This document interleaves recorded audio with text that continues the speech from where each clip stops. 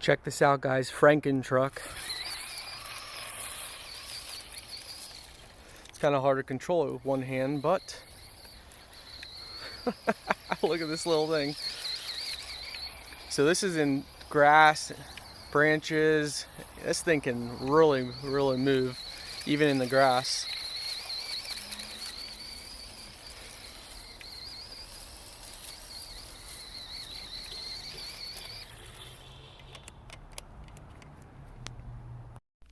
What's up, everyone? Franken truck is finally complete.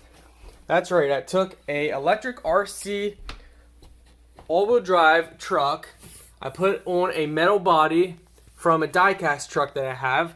I just mounted these LED lights, which, I mean, are extremely bright.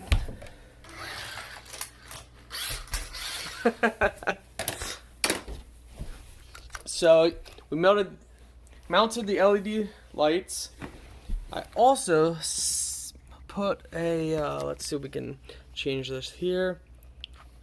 So I also put headlights on it as well, which is pretty cool.